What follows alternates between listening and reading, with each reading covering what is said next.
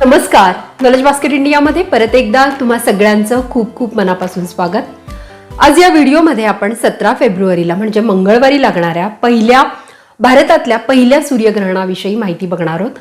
हे सूर्यग्रहण आपल्या इथे लागणार आहे का, आपल्या इथे दिसणार आहे का, या सूर्यग्रहणाच्या वेळा काय आहेत, हे सूर्यग्रहण गर्भवतींनी पाळायचं आहे का, कुठल्या देशातून दिसणार आहे, कुठल्या प्रमुख सिटीमधून दिसणार आहे आणि जगात ही घटना घडत असतानाची आपली भारतीय वेळ काय आहे, हे सगळं या व्हिडिओमध्ये मी तुमच्याशी शेअर करणार आहे.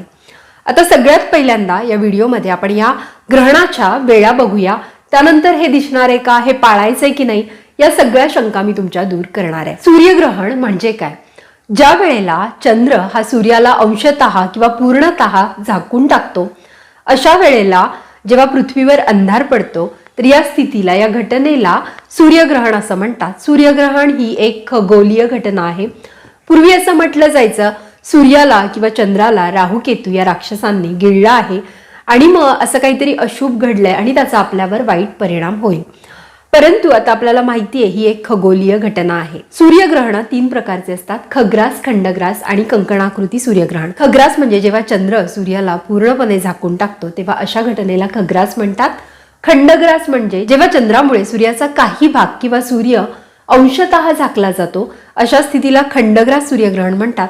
आणि ज्या वेळेला चंद्र हा सूर्याच्या एक्झॅक्टली मध्यभागी येतो आणि चंद्राच्या भोवती तेजोवलय दिसतं, चंद्राच्या भोवती सूर्याचा प्रकाश दिसतो, अशा वेळेला बांगडीचा आकार दिसतो किंवा यालाच रिंग ऑफ फायर असं देखील म्हणतात. या घटनेला कंकणाकृती सूर्यग्रहण म्हणतात. हीच घटना 17 फेब्रुवारीला घडणार आहे. म्हणजेच काय तर चंद्र, सूर्य आणि पृथ्वीच्या एका विशिष्ट संरचनेला, एका विशिष्ट स्थितीला ग्रहण असं म्हणतात. त्यामुळे गर्भवती किंवा इतर कुणीही ग्रहणाला घाबरून जाण्याची काहीच गरज नाही. सूर्यग्रहण अतिविशेष मानले जातात. सूर्यग्रहणाचा प्रभाव जास्त असतो, आध्यात्मिक दृष्ट्या, धार्मिक दृष्ट्या असं म्हटलं जातं. परंतु कुठली सूर्यग्रहणं किंवा कुठली ग्रहणं ही आपल्याकडे पाळायला मान्य आहेत, पाळली पाहिजे. पाळणं म्हणजे नक्की काय हे देखील मी तुम्हाला सांगते. तर जी ग्रहणं आपल्या देशातून, आपल्या प्रदेशातून व्हिजिबल असतात, दिसतात, तीच ग्रहणं आपल्या देशात मान्य असतात. आता हे 17 फेब्रुवारीचं जे ग्रहण आहे याच्या आपण आधी वेळा बघूया. यावर्षी एकूण 4 ग्रहणं आहेत. या 4ही ग्रहणांची माहिती असलेला एक छानसा व्हिडिओ चॅनलवर पब्लिश झालेला आहे, तो देखील बघा. त्यातली 2 सूर्यग्रहणं आहे. एक सूर्यग्रहण 17 फेब्रुवारी मंगळवारी आहे, तर दुसरं सूर्यग्रहण जे आहे हे ऑगस्ट महिन्यात आलेलं आहे. आता या सूर्यग्रहणाच्या म्हणजे 17 फेब्रुवारीच्या सूर्यग्रहणाच्या वेळा बघूया. हे सूर्यग्रहण भारतीय वेळेनुसार दुपारी 3:26 सुरू होणार आहे आणि संपणार आहे सायंकाळी 7:57 एकूणच काय, भारतीय वेळेनुसार हे सूर्यग्रहण दुपारी 3:26 ते सायंकाळी 7:57 असणार आहे. याचा कंकणाकृती आकार त्या दिवशी सायंकाळी 5:12 दिसायला सुरुवात होणार आहे आणि संपणार आहे त्याच दिवशी सायंकाळी 5:42. सूर्यग्रहण हे नेहमी अमावस्येलाच दिसते आणि यावेळचं सूर्यग्रहण भारतीय पंचांगानुसार फाल्गुन अमावस्येला मंगळवारी 17 फेब्रुवारीला होणार आहे. रिंग ऑफ फायरचा अद्भुत नजारा कुठल्या खगोलप्रेमींना दिसणार आहे हे आता बघूया. हे कंकणाकृती सूर्यग्रहण प्रामुख्याने दक्षिण आफ्रिका, अंटार्क्टिका, दक्षिण अमेरिकेचा काही भाग, Argentina, Chile, Namibia, Zimbabwe, Mauritius इत्यादी ठिकाणी दिसणार आहे. हे ग्रहण आपल्याकडे, आपल्या भारतामध्ये दिसणार नसल्याने हे आपल्याकडे पाळण्यास देखील अमान्य आहे.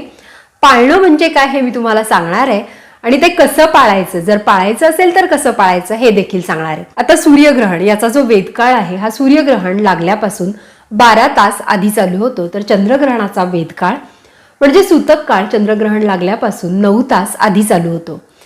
तर आता या ग्रहणाची वेळ आहे दुपारी 3:26 याचा जो वेध आहे हा मध्यरात्री किंवा पहाटे 3:26 पासूनच चालू होतो. परंतु हे पाळायचं नाहीये, हे अमान्य आहे. म्हणून गर्भवती किंवा इतर कुणीही, बालक, वृद्ध, आजारी माणसं यांनी हे ग्रहण पाळायची गरज नाही. परंतु ब्रह्मांडामध्ये अशी स्थिती घडतीये, मग याचा काही परिणाम होतो का किंवा हे पाळलं पाहिजे का? फार पूर्वापारपासून ग्रहणांचा पगडा आपल्याकडे आहे.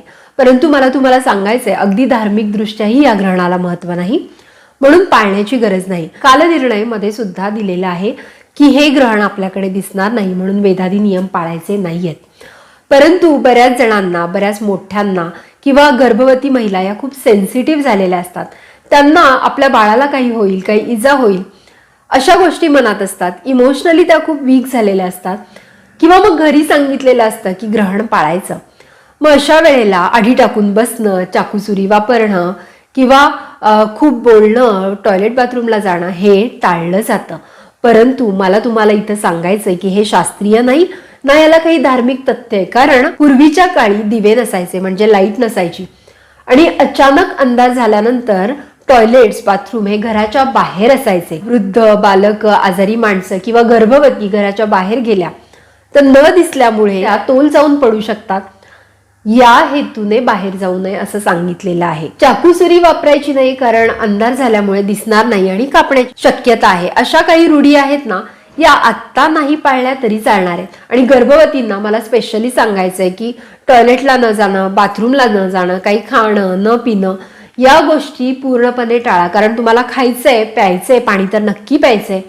कारण याने डिहायड्रेशन होऊन बाळावर विपरीत परिणाम होऊ शकतो. म्हणून तुम्ही तुमचं रुटीन चालू ठेवा. अगदीच तुम्हाला या ग्रहणाचा काही चिंता वाटत असेल किंवा घरचे तुमचे म्हणत असतील की ग्रहण पाळ आहे, तर मग अशा वेळेला तुम्ही फक्त नामजप करा. कारण ग्रहणामध्ये केलेल्या नामाचं पुरस्चरण याचं महत्व आध्यात्मिक दृष्ट्या कैक पटींनी वाढतं असं सांगितलेलं आहे. मग तुम्ही नामस्मरण करा, आधी घेतलेल्या नामाचं अनुष्ठान करा किंवा मग तुम्ही अगदी काहीच नसेल तर तुम्ही गणपती स्तोत्र, शिवस्तोत्र, अथर्वशीर्ष, रामरक्षा, हनुमान चालिसा याचं पठन पाठन करू शकता. याने होईल काय, तुम्हाला ग्रहण थोड्या प्रमाणात पाळल्याचं समाधान मिळेल, मानसिक अशांती तुमच्यामध्ये राहणार नाही आणि मोठ्यांचं ऐकल्याचं देखील समाधान मिळेल. प्रथा आहेत ना, त्या नाही पाळल्या तरी चालणार आहे. कारण खरंच आता आपल्याला शास्त्रीय दृष्ट्या माहिती आहे की ग्रहण हे नक्की काय आहे. या ग्रहणाचा किंवा इतर कुठल्याही ग्रहणाचा तुमच्या बाळावर काही विपरीत परिणाम होईल, ओठ फाटतील, व्यंग येईल, हे सगळं मनातून काढून टाका. तुमचं बाळ तुमच्या गर्भाशयामध्ये, पाण्यामध्ये अतिशय सुरक्षित असतं आणि ग्रहणाचा त्याच्यावर काहीही विपरीत परिणाम होत नाही. परंतु ग्रहणात असलेल्या कर्मठ रूढी जर तुम्ही पाळल्या ना, तर मग त्याचा अनिष्ट परिणाम बाळावर होऊ शकतो. व्हिडिओच्या शेवटी भारतीय वेळेनुसार या ग्रहणाच्या वेळा मी तुम्हाला सांगते. या फक्त तुमच्या माहितीसाठी आहे. हे ग्रहण तुम्ही नासाच्या लाईव्ह स्ट्रीमिंगद्वारे किंवा न्यूजवर देखील लाईव्ह बघू शकता. परंतु भारतीय खगोलप्रेमींना भारतातून हे ग्रहण पाहण्याची संधी नाही. यावर्षी होणाऱ्या 4ही ग्रहणांची माहिती असलेला छानसा व्हिडिओ चॅनलवर पब्लिश झालेला आहे, तो देखील नक्की बघा. खगोलप्रेमींसाठी ही माहिती आहे. व्हिडिओ आवडला असेल तर जास्तीत जास्त लोकांबरोबर, मित्रमैत्रिणींबरोबर, गर्भवतींबरोबर, नातेवाईकांबरोबर हा व्हिडिओ व्हॉट्सअपद्वारे, फेसबुकद्वारे शेअर करा आणि अशा छान छान या वर्षीच्या सर्व ग्रहणांच्या माहितीसाठी नॉलेज बास्केट इंडियाला सबस्क्राईब करा. थँक्यू.